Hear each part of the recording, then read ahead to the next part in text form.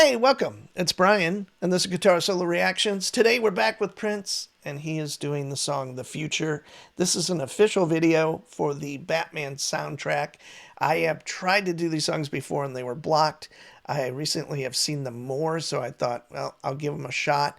And if you know anything about the channel, or if you've been following me doing Prince for the last couple of years, I specifically love this record a lot. It's this and Sign of the Times, Love Sexy, and a few others right around this period.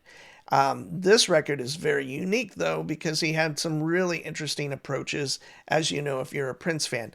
And there is lots of guitar playing in it. And compositionally, it's really, really unique. It's almost like he really approached it as a Prince solo project, which we know he wrote and plays a lot of the music, or played a lot of the music on his records, but this one really feels like it's a solo thing. So with all that said, The Future.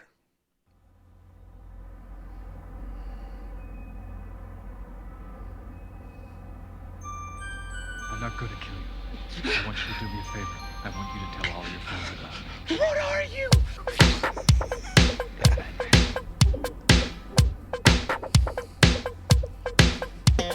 I've seen the future and it will be. I've seen the future and it works. If there's life after, we will see. So I can't go like a jerk.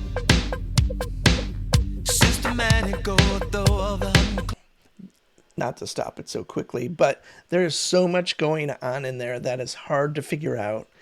I think he might have been using the Fairlight sampler.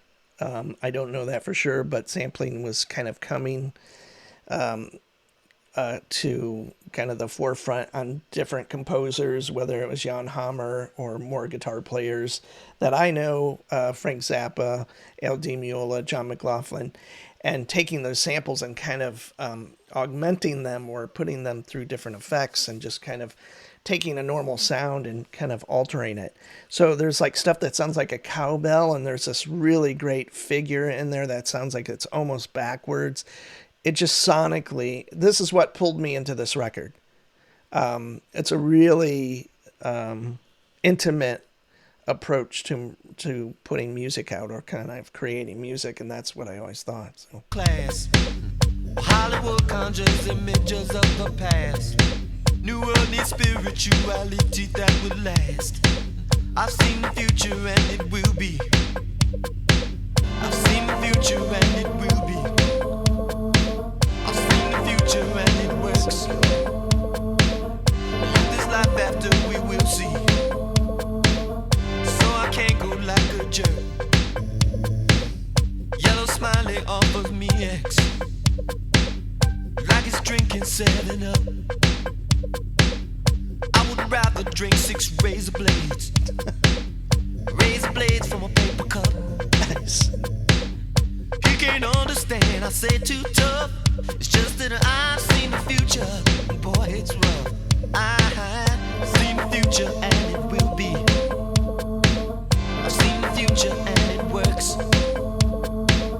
And if there's life after, we will see. So you can't go like a jerk. No, no.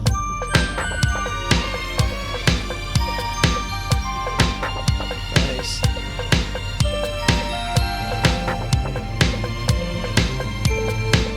I've seen the future and it will be. Wait a minute. Yeah.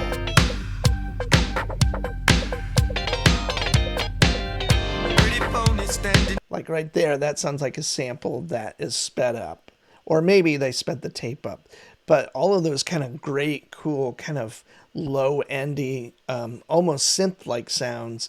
If you listen also to Peter Gabriel on whatever the record they call, with Shock the Monkey and all of that on it, there's a lot of those sounds in there as well. So I'll probably have to do some research, but if you know anything about what he used to compose this record, that'd be fun to know, meaning if it was the Fairlight or Synclavier, those were the two that I know of. On the avenue, Flashing loaded pistol, too dumb to be true. Somebody told him playing cops and robbers was cool. Would our rap have been different if we only knew? I've seen the future, and it will be. I've seen the future, and it works. If there's life after, we will see. Don't go out like a jerk.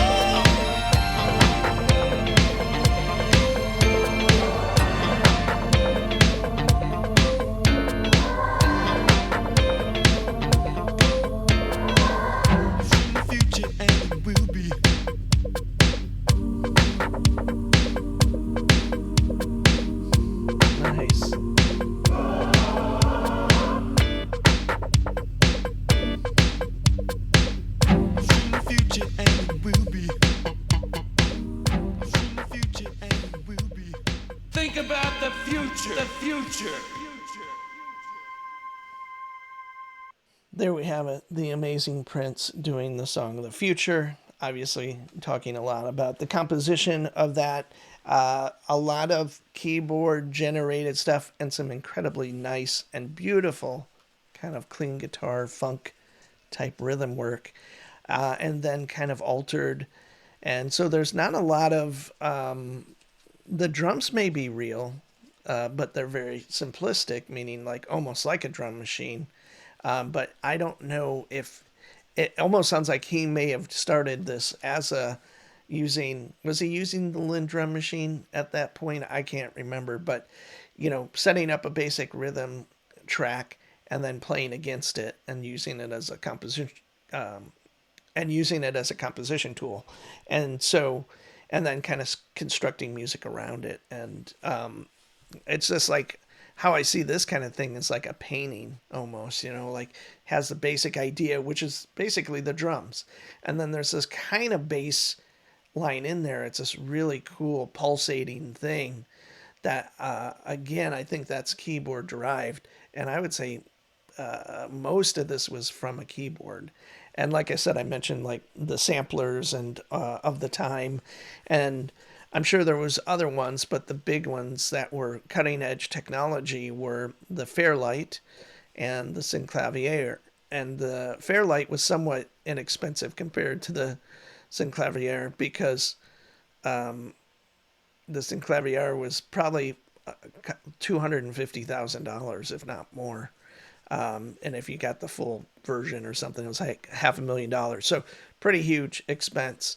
And, in hindsight, most of the people that had them outside of Frank Zappa kind of abandoned them a couple years later, not very long after they came out, because they just kind of stopped supporting it, I think.